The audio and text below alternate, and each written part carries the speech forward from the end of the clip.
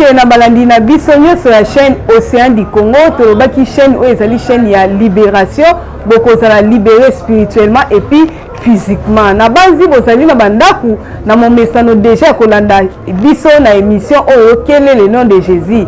Tozali kotika na te, tozali toujours kotambola po déjà tozwaki mo ba sujet belé, donc tozali na mituna ya kotuna, tozali kotuna na pe tozali kosolola.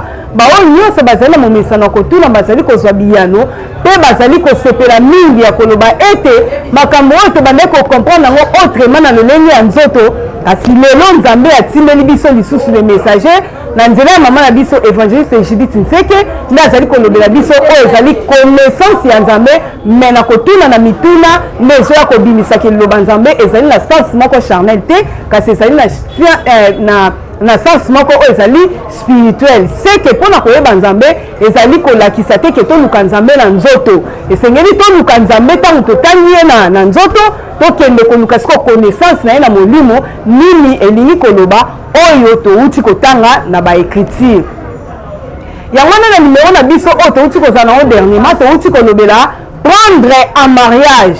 Donc prendre en mariage tolobelaki kokende bongo kobala ndenge tomonaki ke Kaye abomi ndeko na ye Abel akei kobala mwasi na Moyen-Orient nde mutuna nazongisaki yango epai ya bino bapaster baoyo bolobaka ke bino esengeli toya nango ezali mbongo esengeli borépondre biso ndenge nini bato batikalaki 3 Kaye na baparent na ye oyo ezalaki Adam na Eve me Kaye azokende kobala eske Nzambe asalaki mokili mosusu na Moyen-Orient bopesa biso biyano wana tomonaki pe Jacob azokende kobala me azokende kobala na libote ya mama na ye ta ya oncle na ye oyo ezali bongo Laban abali mwasi ya liboso ezalaki Léa lokola pose na ye ezalaki abala mpenza Rachel mpo azalaki belle de taille belle de figure me loko nalobaki te na coutume ezali ke yaya fo abala liboso lokola leki nanu abali te fo bala nanu Léa nde bayaki kolobela biso ke esengeli azwa sikoyo Rachel mais pendant lisusu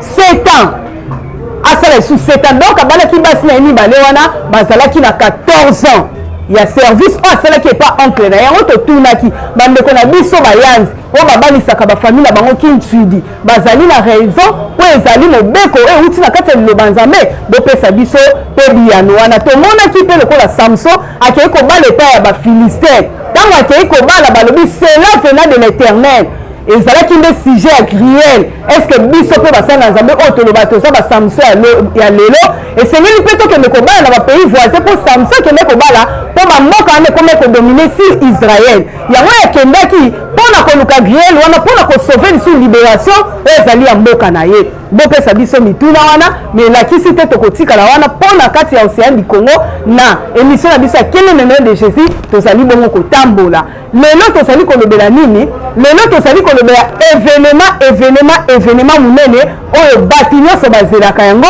ezali bongo naissance de Jésus bato balobi Yesu akobotama oui Yesu esengeli abotama tondimi yango mpona nini tondimi mpo totangi yango na kati ya makomi na Nzambe seke bato wana basali nini bakosi te ezali momesano ya monde entier balobi ke esengeli Yesu abotama me tozali kotanga epai nini oyo bayaki koyebisa biso Yesu esengeli abotama ezalaki nde epai ya baprofete nde lisakoli ebandaki mpo bato misusu balobaka ke likambo oyo ya nouveau testament na ancien testament bakaboli bible soki balobi Deutéronome 14 toya kopesa bible bapesa biso mbongo tosomba like forte balobi te wana ezali moment ancien ezali bongo mobeko me mpona Yesu abotama elakamaki epai ya basakoli na mokanda na biso ya Deutéronome 18 bazoloba nini na 15 tobandi na 15,18 wana lisusu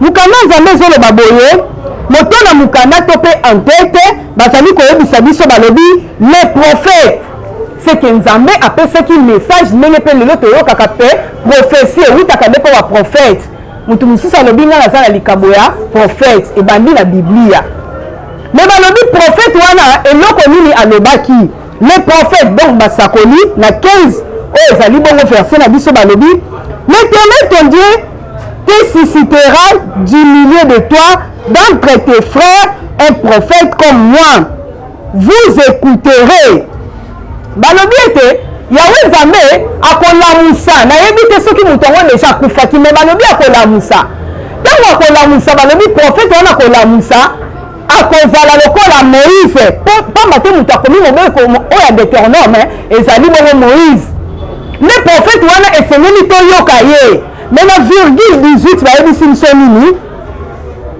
balobi boye je les susciterai au milieu de leurs frères un prophète comme toi, je mettrai mes paroles dans sa bouche et leur dira tout ce que lui demandera. Wana bakomi kolobela biso deja likambu oyo ya Yesu bakomi ko annoncer likambu oyo motama ya Yesu. O biso nyonso tozali koloba.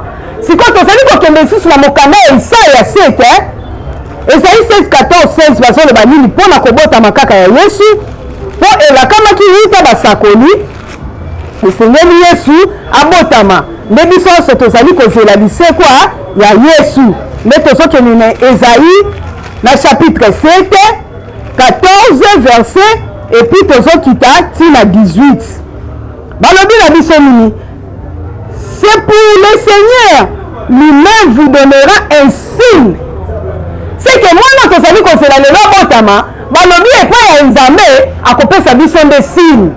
Est-ce que Yesu biso tozali kobotama lelo tozali kozela abotama le 25 tozali na signe na ye tokoyeba ndenge nini kazali Yesu tozali koloba tozali kozela oyo Nzambe ye moko alobelaki baprofete esengeli aya signe yango mpo kozala signe nini nde mutuna mpo letoga so tozotambola kaka bayebisi biso le Seigneur lui-même le Seigneur voici pardon c'est pour le Seigneur lui-même vous donnerez un signe voici la jeune fille deviendra enceinte elle enfantera un fils et elle lui donna le nom d'Emmanuel ndenge kaka mukanda Jean uta koyebisa biso na quel le nom de Jésus que kombo ya Yesu esengeli ezala Emmanuel nde ebandaki na basakoli. Elle enfantera un fils, elle lui donna le nom d'Emmanuel. Il en mangera la crème et du miel jusqu'à ce qu'il sache rejeter le mal et choisir le bien.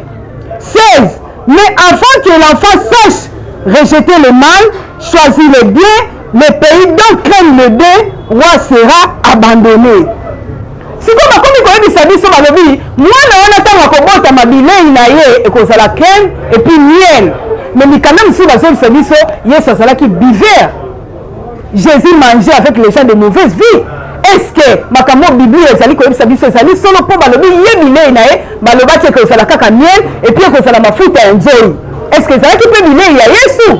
Balobi te bilei wana akobanda kaka kolia yango ti mokolo oyo akoyeba korejete mabe mpe akoyeba kopona malamu yango wana tozomona ke Yesu azoya kozwa bateme ya repentance seke asalelaki nanu mabe mpo balobi esengeli ayeba korejete mabe ti mokolo oyo ya kokata kolia bilei wana ayeba korejete nano ezali mabe ayeba kopona mpe malamu seke nani Jean azali na raison esengelaki abatisa Yesu na libatisi oyo ezali ya repentance mpo soki ezali bongo te mpo na nini bible ekokomela biso esengeli Yesu ayeba korejete mabe epui apona malamu.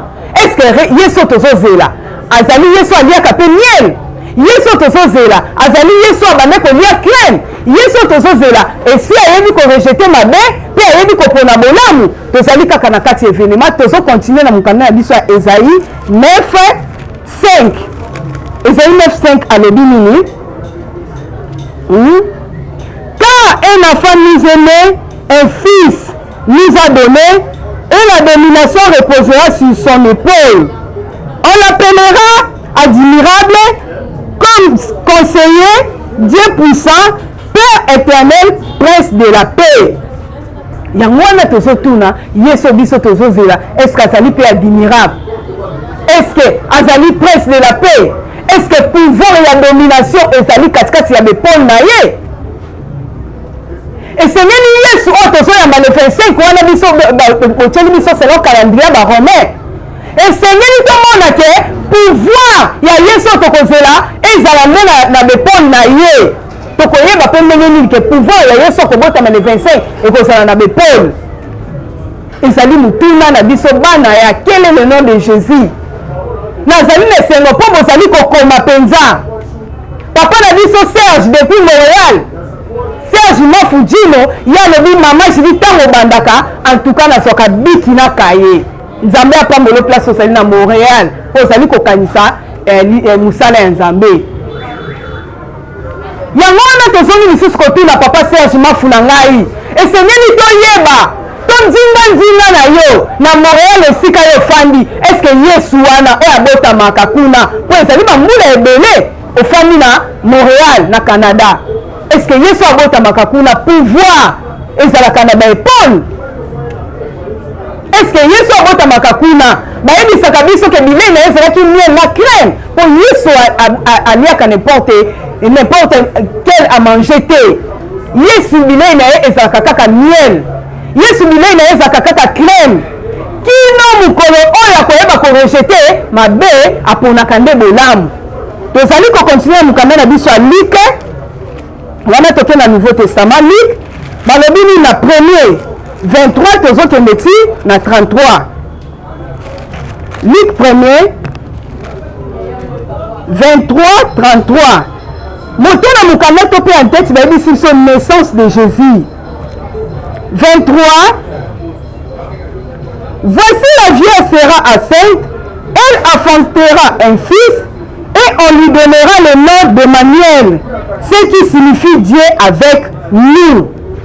Donc, il y a 33. Tu peux continuer? Tobani 22. Tout cela arrivera afin que s'accomplisse ce que le Seigneur avait annoncé par les prophètes. Prophète Esaïe alobaki bilei ya Yesu ekozala kaka mafuta pe miel.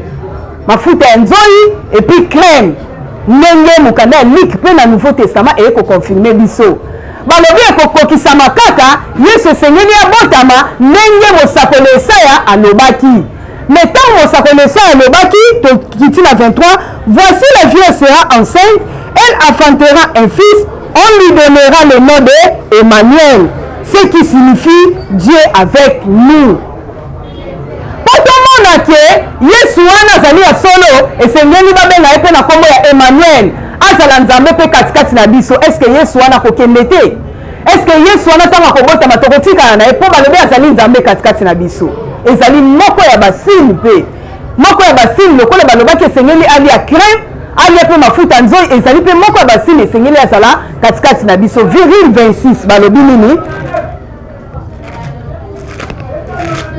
Luc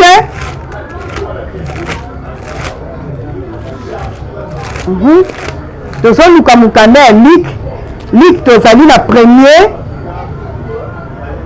tobandi na 26 ti tozokita na 33 mokanda ya nzambe tozotanga na nkombo na yesu balobi nini 26 au 6e mois l'ange Gabriel fut envoyé par Dieu dans une ville de Galilée appelée Nazareth.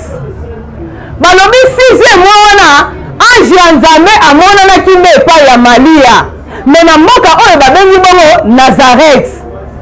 Balobi na 6e mois me biso lelo na décembre tozozela nde naissance ya Yesu.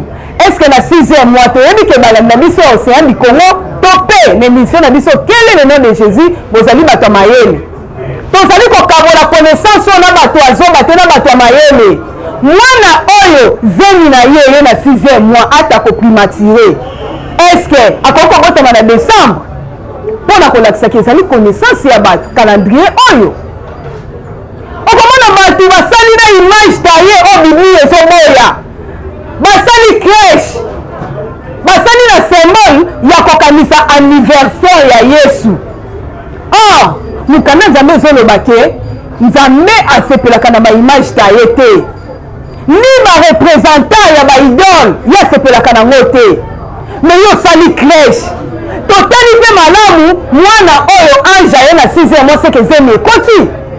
Bon, est-ce que na décembre mwana wana kozala combien de mois na libumu? 6 mois.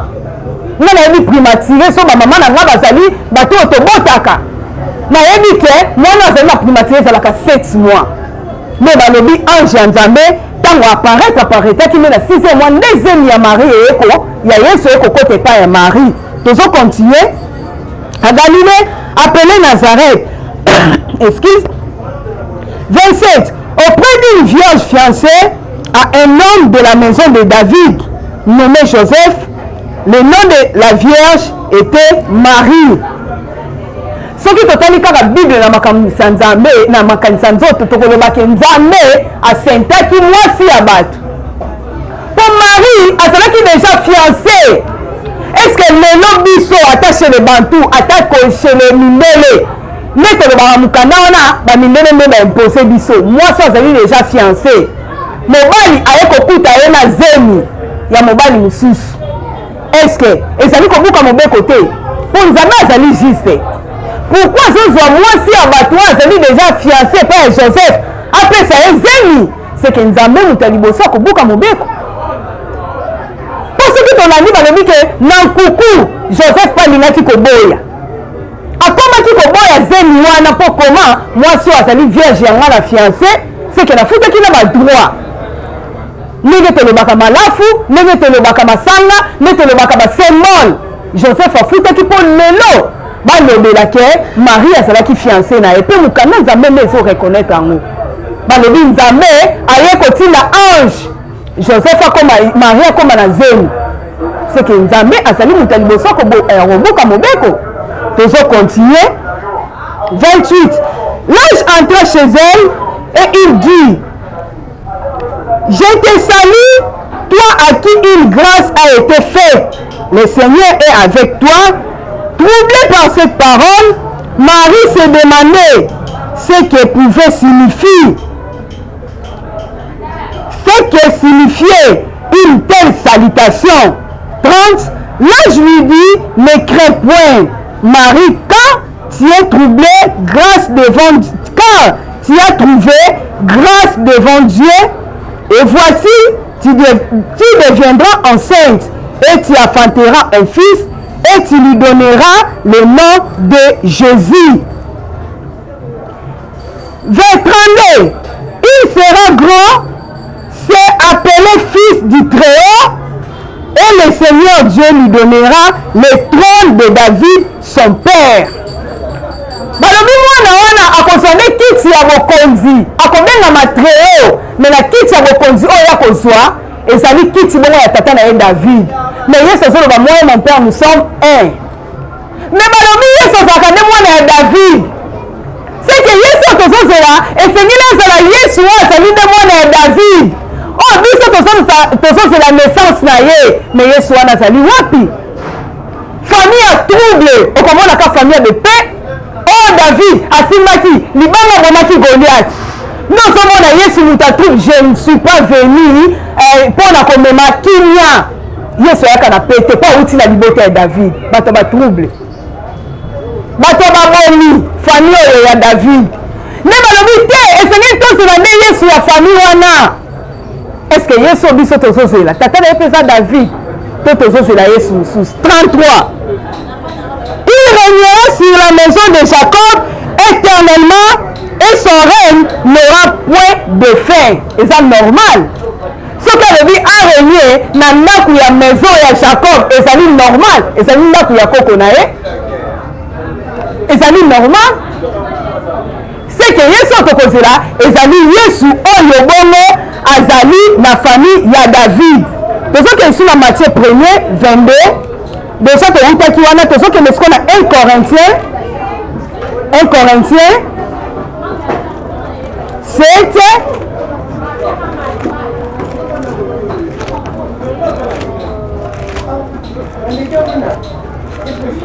to mpe na mokanda ya biso alingala bazobenga bakolinto po ndeko mosusu alobaki alobi mama Judith na lingala nazoluka mikanda wana nazokoma na problème.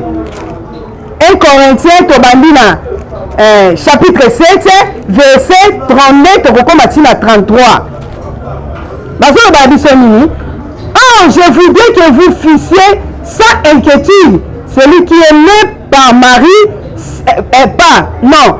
Oh, je voudrais que vous fussiez sans inquiétude. Celui qui n'est pas marié s'inquiète des choses du Seigneur. Des moyens de plaire au Seigneur. C'est que ça a raison. Nous avons Yesu et Seigneur à la Vierge. Mais Yesu abotamaki epai ya Marie po balobi mutu azali vierge ya sokipaka nde na makambo ya Nzambe po na koplaire Nzambe. Soki tokiti ya bazoloba te mutu oyo bazoloba na 33 et celui qui est marié s'inquiète des choses du monde, des moyens de plaire à sa femme. Ozomona mutu oyo asi abali ya sokipaka na makambo ezali ya nzoto bana balia bana bakende kelasi bana bazala malamu me bakomi koyebisa biso siko mpona kobota Yesu esengelaki vierge. Est-ce que Yesu oyo azobotama lelo azobotama pa vierge? Po Marie yango kobotama ya Yesu akomaki deja de vierge, abotaki mwana azali makila mpo balobi tobotaka biso bamama tobotaka na makila, me tozomona ke Marie oyo asopaki makila te mpona nsima ya Yesu bazolobela Bible ezobisa biso le frère de Jésus bazalaki.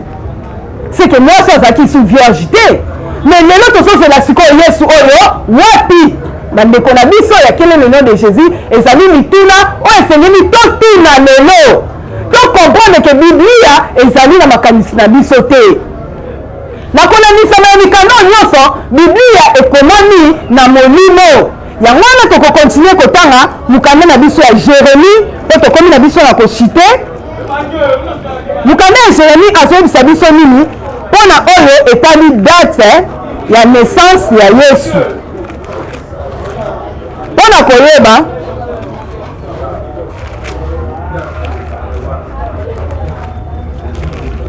mukanda ya Jérémie ezoloba nini na 52:31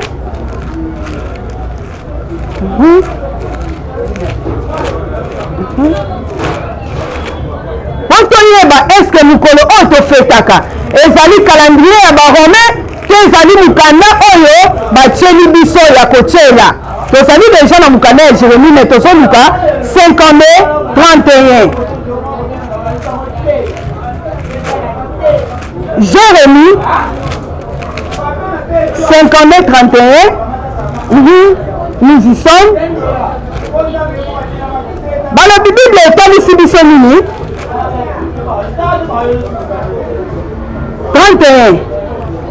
La 37e année, la 37e année de la captivité de Joachim, le roi de Juda, 25e jour du 12e mois.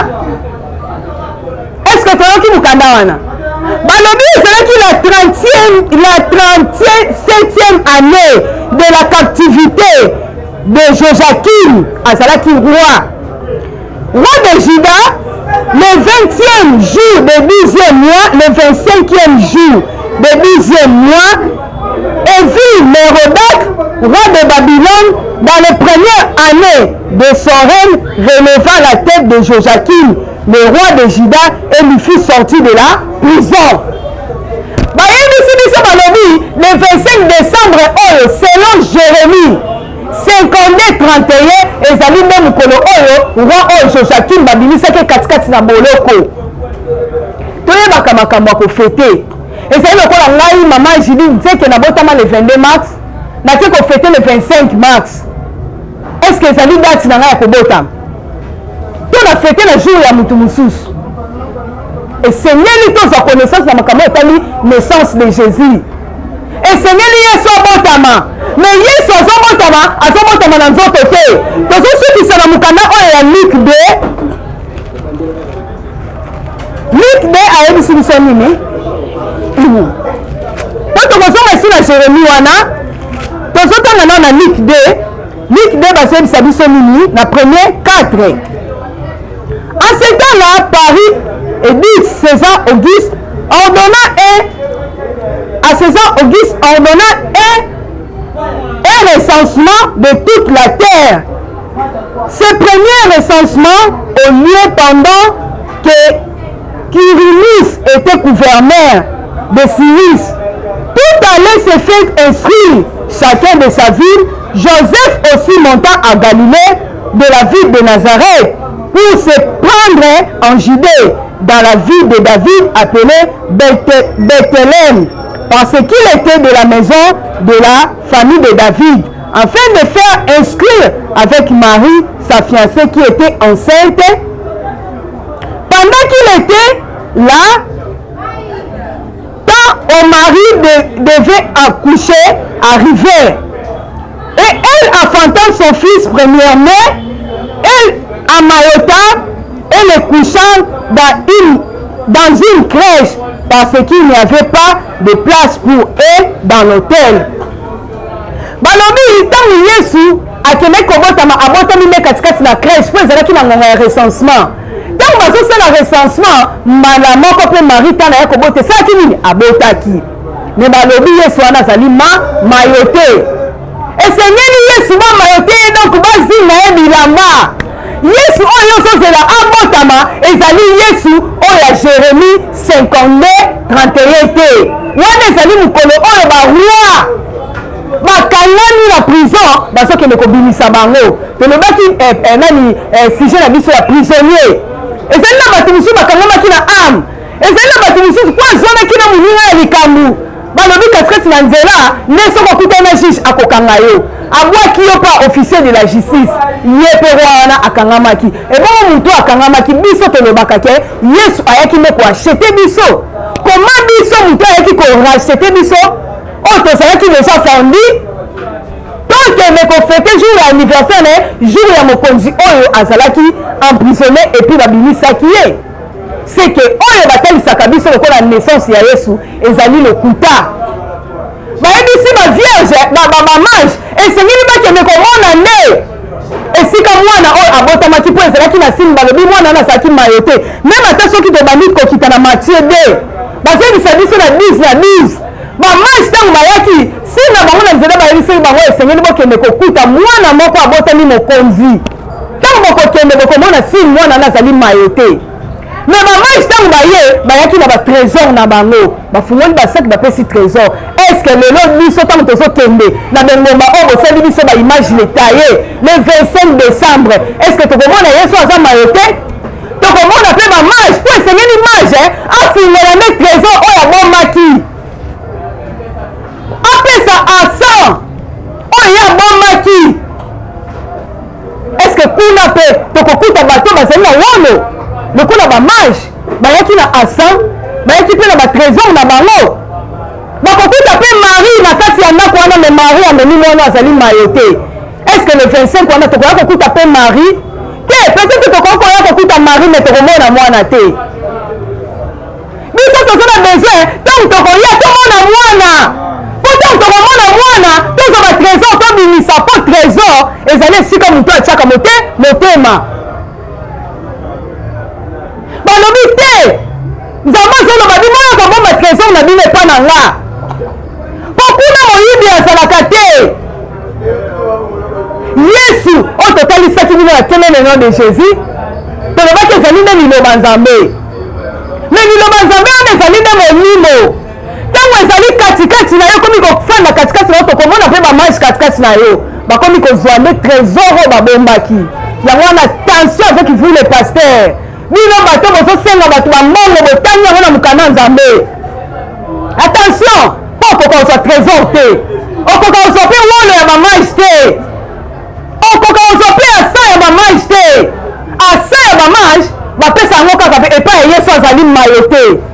Yesu abatami ndenge puissant mazoyebisa biso na 119:130 la révélation de tes paroles est claire. C'est que ezali na eloko ezali caché nde Yesu wana babombi ye. Yesu akobatama nde esengeli moto ya na trésor abombi apesa. Moto oyo ozobenga biso est-ce que tokokuta Marie na Yesu azali mayo te?